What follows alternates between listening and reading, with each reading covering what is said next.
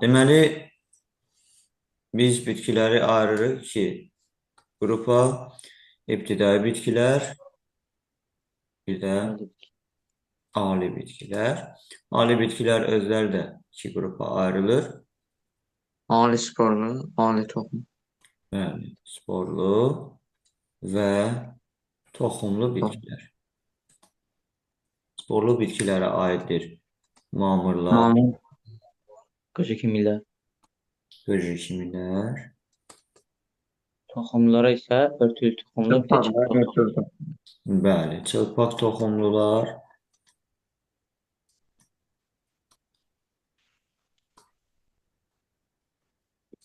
və örtülü toxumlular.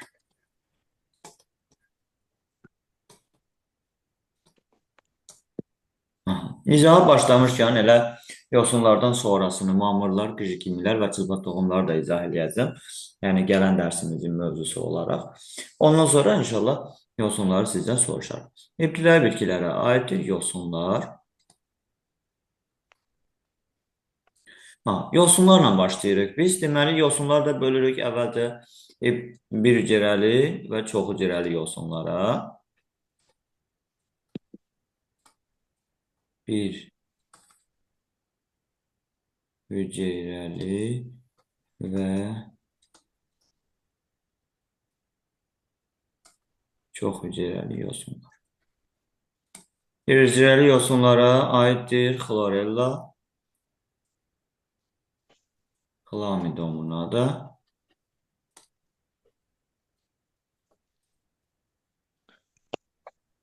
bir də plevrakok.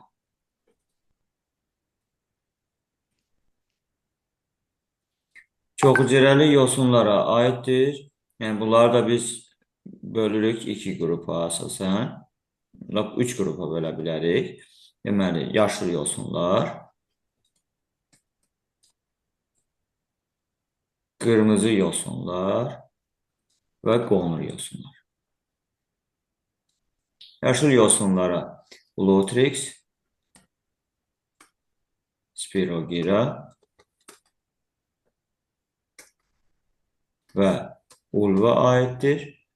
Qırmızı yosunlara aiddir Porfira, Fillofora və Rhodymenia. Qonur yosunlara aiddir deməli Laminaria,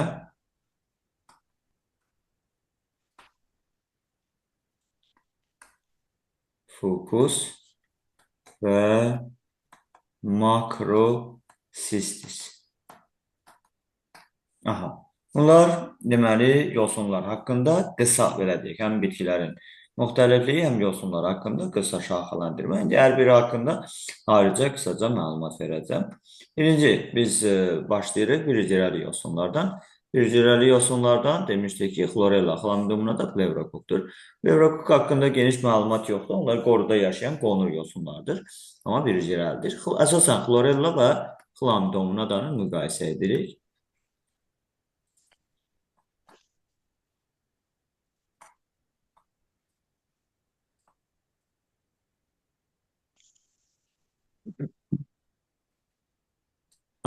Məsələn, yəni oxşar cəhət olaraq, deməli, oxşar.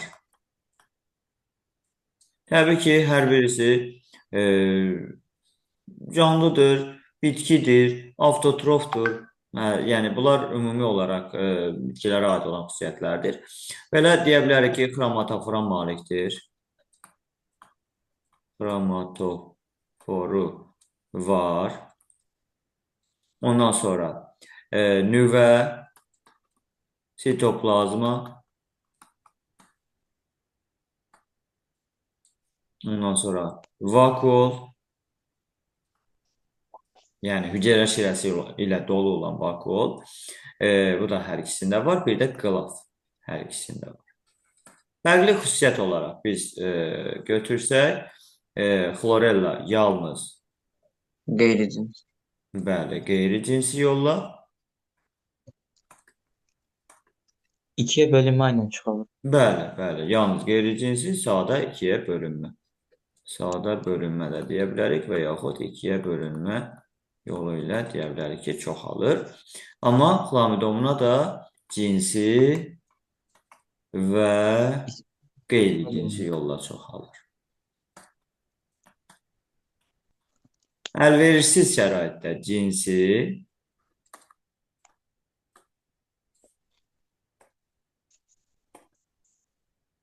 əlverişli şəraitdə isə qeyri-cinsi yolla çoxalır. Əsas bizim diqqət edəcəyimiz məqam elə xlamidomun adı yoxsulunun çoxalmasıdır. Deməli, xlamidoma da qeyri-cinsi çoxalması.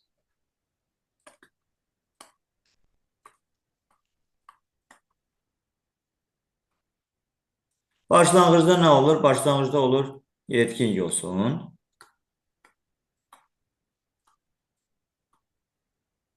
Bayaqları fərqli cəhətlərindən bir də onu söyləyəcəm. Deməli, fərqli cəhətlərində iki qamçısı var. İki qamçı var. İki, Xlorella isə su axını vasitəsilə gedir. bəli, iki yığılıb açılan Vakol. kiçik vakuolu var.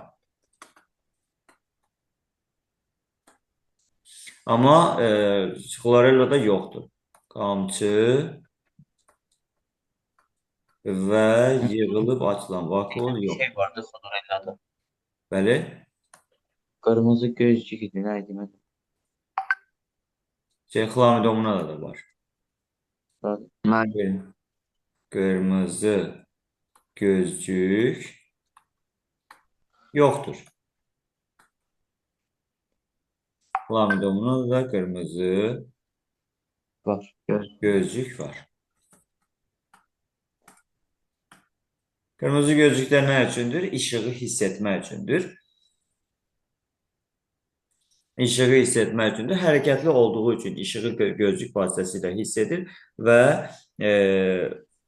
gedib hərəkət edərək onu tapa bilir.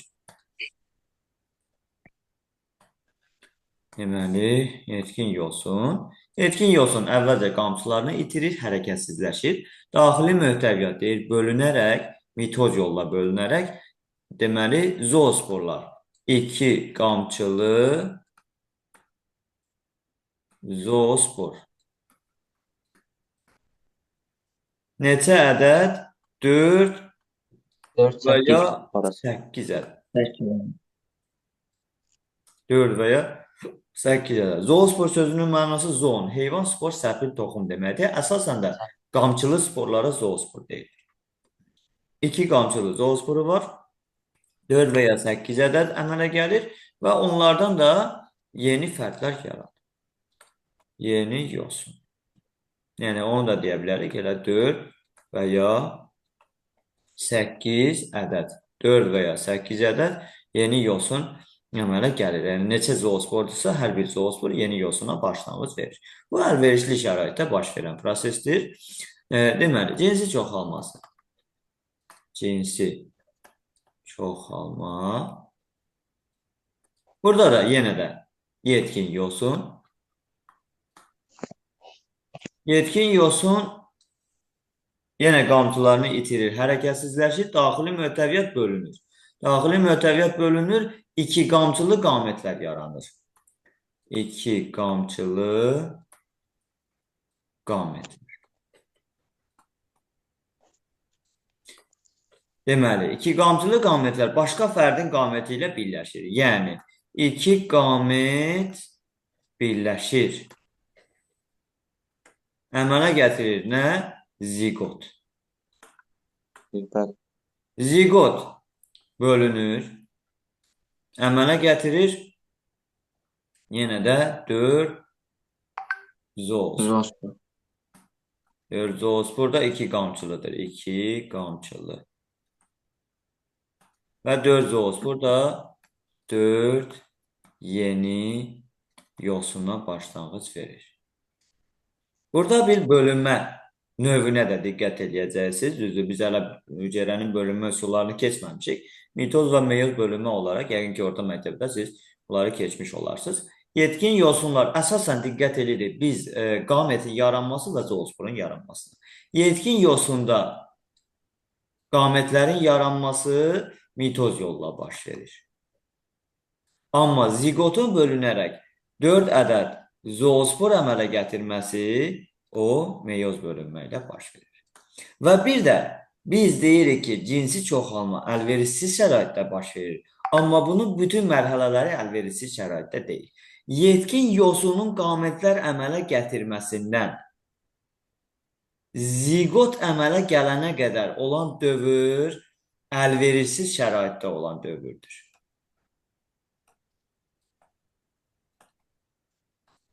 Ziqotdan sonra ki, ziqot bölünür, 4 qamçılı zoospor və yeni yosun yaranır. Bu hissə əlverişli şəraitdədir.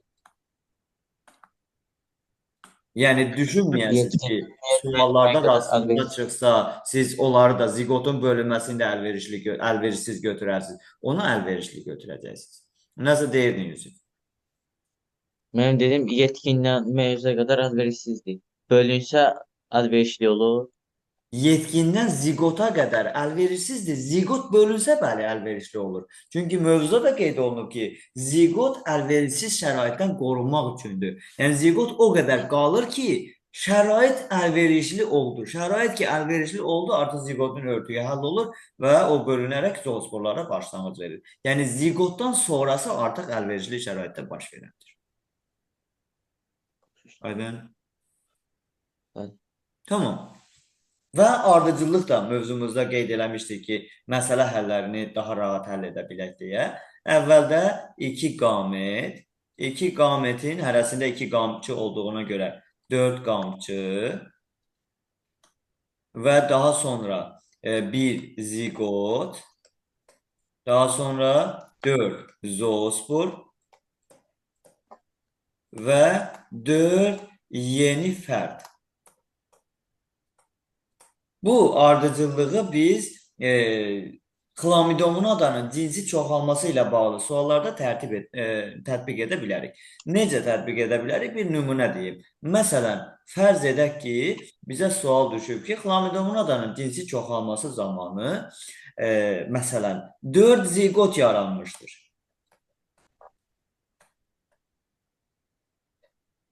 Bu zaman əmələ gələn zoospor və qametlərin sayı neçədir?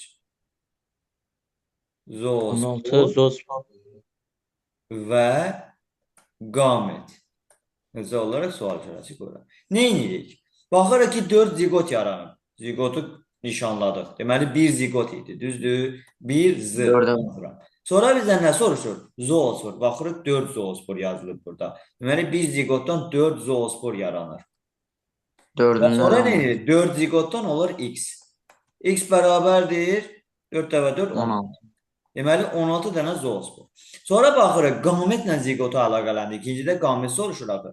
Qametlə ziqotu əlaqələndirək. Baxırıq ki, 2 qamet 1 ziqotdur. Deməli, biz yazarıq x qamet 4 ziqot. 2-yə 1-dirsə, deməli, 8-ə də 4 olacaq. Yəni, burada da x bərabərdir 8 olaraq götürərik. Yəni, bizim qamet sayımız 8 olacaq, zoospor sayımız olacaq 4. 4 yox, 16 üzrə. Zoospor sayımız 16. Bu, xlamidomona yosunu ilə bağlı. Keçək Ulutrix yosununa. Ulutrix yosunu ilə də həm cinsi, həm qeyri-cinsi çoxalması verilmişdir. Ulutrix qeyri-cinsini əvvəl qeyd edək. Qeyri-cinsi. Qeyri-cinsi çoxalması əlverişli şəraitdə baş verir. Deyir ki, substrata yapışan, yəni suyun dibindəki əşyaya yapışan hüceyrədən başqa, yəni o hüceyrələr ki, şəffaf olurlar, onlar iştirak eləmirlər çoxalmada. Həmin o hüceyrədən başqa bütün digər hüceyrələrin bölünmə qabiliyyəti var. Yəni, hər hansı biri bölünərək, yəni deyək ki, yetkin yosun hüceyrəsi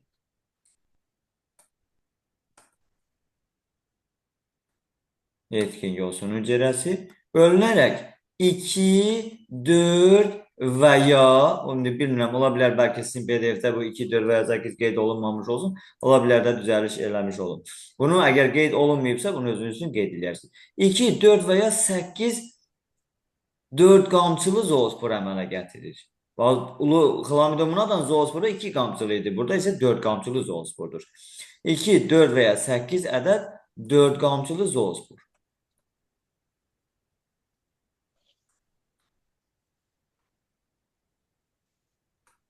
Və bunlar da başlanğıc verirlər nəyə? Hər biri yeni yosun sapına başlanğıc verir.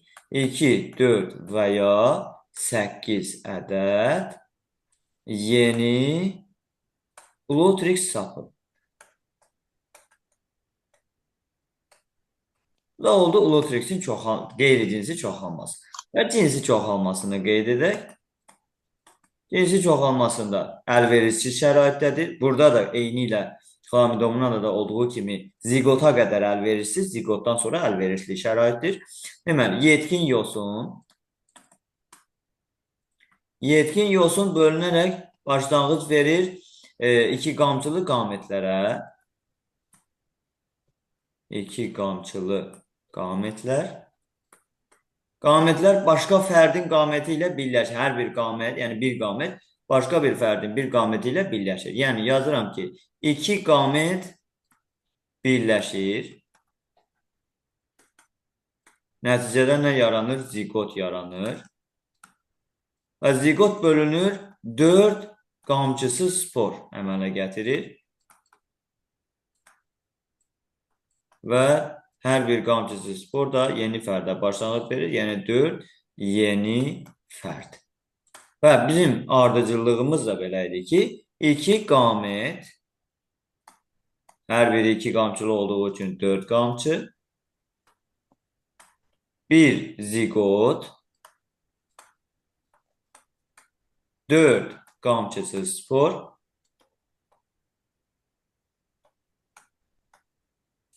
və 4 yeni fərd.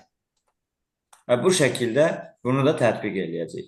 Yəni, eyni ilə bayaq dediyim kimi, məsələn, tutaq ki, yeni fərdlərin sayını verib qamət sayını soruşur. Baxırıq ki, 2 qamətdən 4 yeni fərdi, məsələn, verib ki, 20 yeni fərd əmələ gəlibsə, neçə qamət iştirak edib? X yazdıq, X bərabərdir 10 olacaq. Yəni, 10 qamət deməli, 20 yeni fərdin əmələ gəlməsində iştirak etmiş sayılır. Davam edirik spirogira yosunu ilə.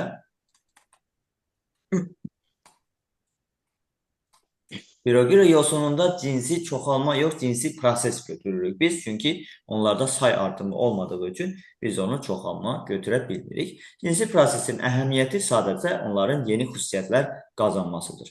Və proses necə baş verir? 2 yosun sapı birləşir.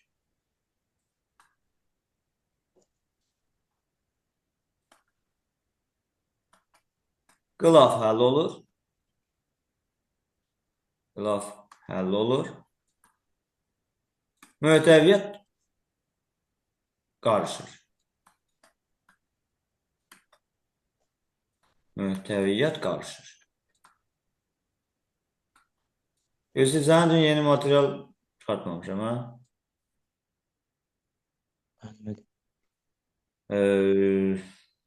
Nə deyim?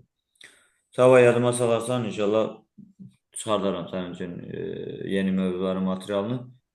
Əlaqə saxlayaq. Hə, deməli, mötəviyyət qarışır, nüvələr birləşir. Nüvələr birləşir və zigot yaranır.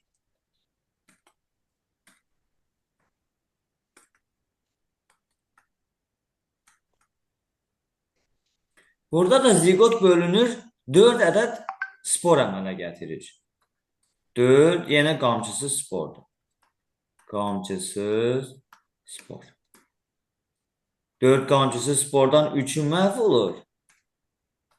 3'ü məhv olur, 1'i qalır. 3'ü məhv olur, 1'i qalır. Və Sonra o biri de inkişaf edir, yeni yosun sapı. Bir yeni yosun sapı. Deməli biz burada ardıcıllıq olaraq nə düşünə bilərik? İki yosundan nüvələri birləşir, olur bir zigot. Sonra zigot bölünür 4 spor. Sonra 4 spordan 3'ü məhv olur, qalır bir spor.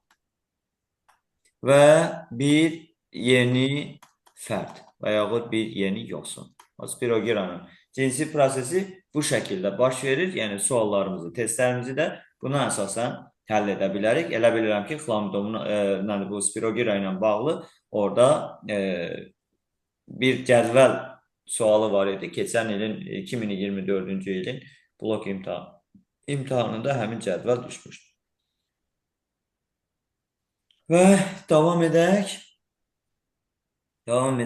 Qonur yosunlar və qırmızı yosunlar adlarını qeyd eləmişdim. Onlar şifahi hissələrdir. Mən sizdən şifahi olaraq soruşacağım. Mamırlarla davam edirik.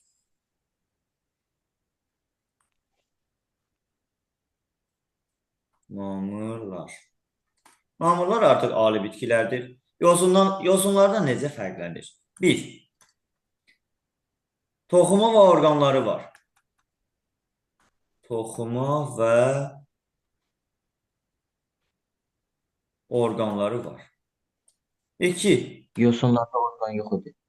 Bəli, yosunlarda yox idi. Deməli, quruda yaşayırlar əsasən. Yəni yosunların əksəriyyəti suda yaşayır. Yəni hamısı deyil təbii ki. Əksəriyyəti suda yaşayır. Bunlar isə əksəriyyəti quruda yaşayır. Bunlarda xlorofil pigmenti, yəni yaşıl rəngli pigment xloroplastlarda yerləşir. Xloroplastları var. Yosunlarda xromatofor var idi.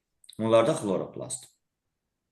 Daha sonra bunlarda nə deyə bilərik? Toxuma və orqanlar var. Yəni toxuma orqanlar deyəndə biz orqan olaraq gövdə və yarpağa malikdirlər. Qeyd edə bilərik. Gövdə və yarpaq. Yəni bunlar fərqli xüsusiyyətlərdir. Ola bilər bəlkə başqa xüsusiyyətlər də olur. Hal-hazırda bunları xatırladım, qeyd elədik. Və nümayəndələr olaraq yaşıl quş mamırı və bir də sfaqnum mamırı. Sfaqnum mamırı. İki nümayəndəsi, yəni biz qeyd edirik və bunları öyrənirik, bunları keçirik. Bunların fərqli xüsusiyyətlərini də növbəti səhifədə qeyd edəcəm. Deməli, sfaqnum, bir də quş mamırı. Aha. Deməli, sfaqnum bir evlidir.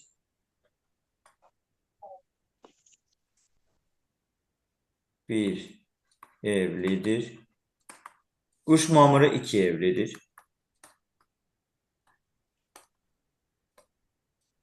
Sfaqnum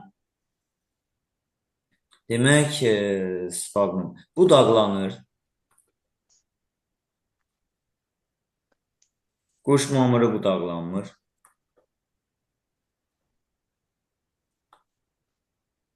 Sfaqnumun rizoidi yoxdur.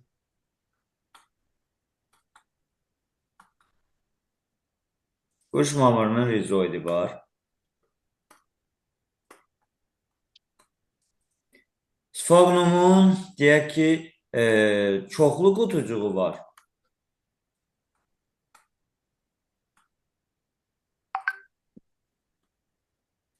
Quş mamırının bir qutucuğu var.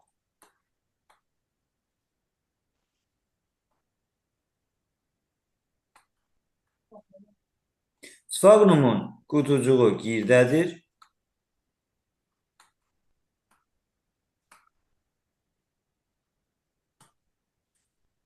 Quş mamırının qutucuğu isə nisbətən şiş ucludur. Şiş ucludur və yaxud uzun solca deyə bilərik nisbətən. Sfaqnum öz kütləsindən 4 dəfə çox sudur. Daha doğrusu 20-25 dəfə çox sudur. 25 dəfə çox sudur. Quş mamırı öz kütləsindən deməli 4 dəfə çox sudur.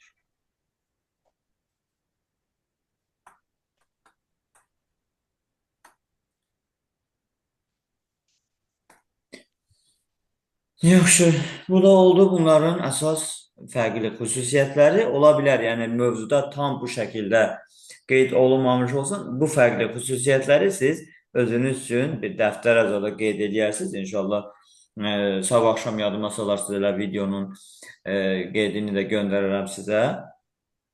Ona əsasən özünüz üçün qeyd edib yadınızda saxlayasınız. Əsas məsələlərdən biri bunlarda çoxalma məsələsidir. Yəni quş mamırının çoxalması. Quş mamırı.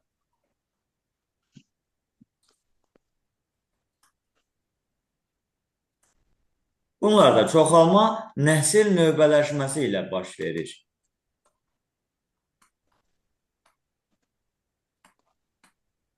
Nəsil növbələşməsi nə deməkdir? Deməli, bunlarda var cinsi nəsil anlayışı. Cinsi nəsil. Cinsi nəsil həm də qametofit nəsil hesab olunur. Bir də var qeyri-cinsi nəsil. Qeyri-cinsi nəsil. Buna deyirlər sporofit nəsil. Aha. İndi burada nə deməkdir? Cinsi nəsil, qametofit nəsil nə deməkdir? Üzərində qamət inkişaf edən nəsil cinsi nəsildir. Quş mamırında cinsi nəsil yetkin bitkidir. Yetkin bitki. Qeyri-cinsi nəsil sporofit nəsil, yəni içərisində və yaxud üzərində spor inkişaf edən nəsil qeyri-cinsi nəsildir. Bu da qutucuqdur. Qutucuq. Və inkişaf dövriyyəsi, əsas ardıcıllıq olaraq. Mövzumuzda şəkillər də var. Amma yəni siz buna da baxacaqsınız. Şəkillərdən də müqayisə edib, belə deyək, özünüz üçün yadda saxlayasınız. İnkişaf dövriyyəsini başlayanda adətən yetkin fərddən başlayır. Bunlar iki evli bitkilərdir, bayaqları qeyd eləmişdik. İki evli bitki o deməkdir ki, erkək bitki ayrıdır, dişi bitki ayrı. Yazacağım belə. Yetkin erkək bitki, yetkin dişi bitki.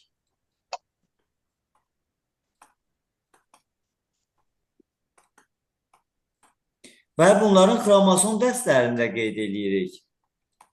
Xromosom dəstləri hələ keçməmişsiniz, amma məktəbdə keçmiş olarsınız. Yəni, tək qat xromosom dəstinə haploid deyirlər, onu N ilə işarə edirlər.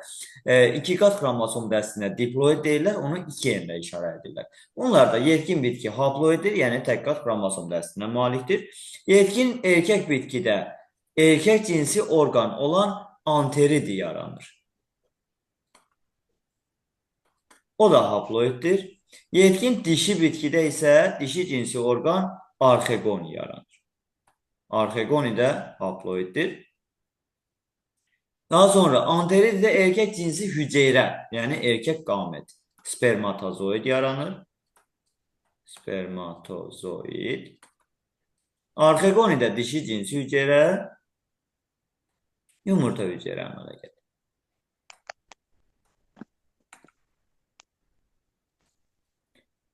Və bunlarda deyək ki, mayalanmada suyun iştirakı vacibdir. Suyun iştirakı necə? Vacibdir. Spermatozoidin qamçısı var. Qamçı vasitəsilə su içərisi ilə hərəkət edərək gedir, yumurta hüceyrəni mayalandırır. Yadınızda olarsa biz canlıların əsas xüsusiyyətlərini keçəndə orada qıcıqlanma xüsusiyyəti var idi. Taksis kimi qeyd eləmişdik biz onu. Taksis kimi qeyd eləmişdik. Dedik ki, mamır və qıcılarda spermatozoidlər yumurta hüceyrənin ifraz etdiyi maddəyə doğru gedir və buna biz toksit deyirik. Və burada eyni qaydada getdi yumurta hüceyrəni mayalandırır. Və burada diqqət eləyin, ox işarəsi erkəkdən dişiyə gedib. Yəni spermatozoid gedib dişi bitkinin üzərində yumurta hüceyrəni mayalandırır. Və proses artıq dişi bitkidə davam edir. Yəni yumurta hüceyrə mayalanandan sonra zigot yaranır. Bu dişi bitkinin üzərində baş verir. Zigot başlanğıc verir ayaqcıq üzərində qutucuğa. Ayaqcıq və qutucuq. Xromosom dəstələri spermatozoiddə haploiddir, yumurta hüceyrədə haploiddir. Daha sonra zigot diploiddir. Ayaqcıq və qutucuq isə o da diploiddir. Qutucuğun içərisində spor əmələ gəlir. Spor amma haploiddir. Spor inkişaf edir. Protonema başlanğıc verir. Protonema o da haploiddir. Protonemadan yetkin erkek bitki və yetkin dişi bitki ayrılıqda inkişaf edir. Və bölünmə olaraq qametlərin yaranması mitozdur. Mitoz bölünmə yolu ilə baş verir. Sporun yaranması isə qutucuqda meyoz yolla baş verir. Bu quş mamırının inkişaf dövriyyəsi. İnşallah qulaq asandan dinləyədən sonra nə isə başa düşməsəz, həm gələn dərsimizdə, həm də qrupumuzda bildirə bilərsiniz. Hələ ki 5 dəqiqə, 6 dəqiqə vaxtımız var. Davam edək, qıcını da izah edeyim. Eyni qaydada. Qıcı kimilər? Mamırlar dedik, yəni ali sporlu bitkilər, mamırlar və qıcı kimilərə ayrılır. Qıcı kimiləri 3 qrupa ayırırıq. Qıcı kimilər. Bölünəcək qıcılar, qatır quyruqlar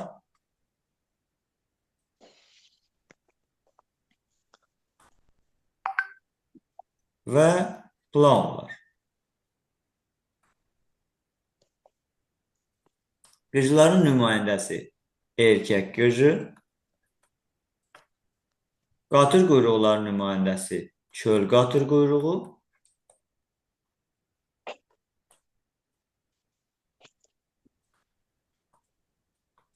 plaonların nümayəndəsi sancaq şəkilli plaon.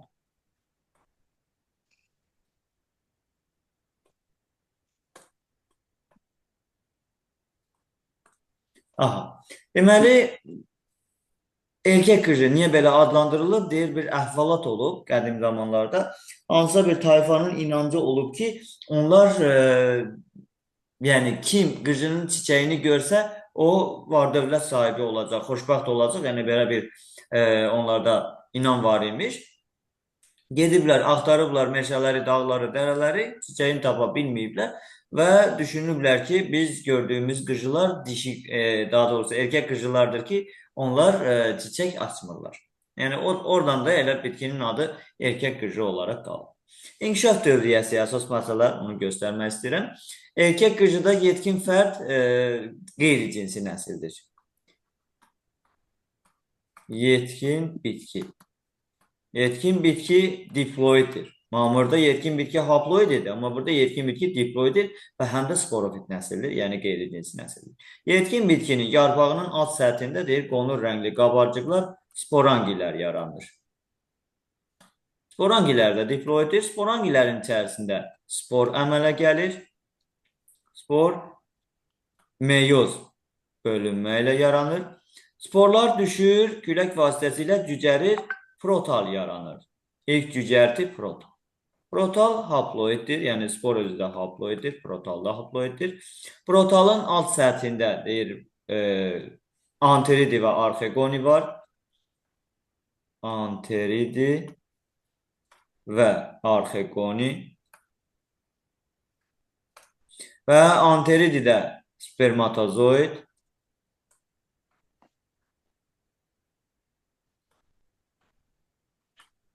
Arxegonidə yumurta hüceyrə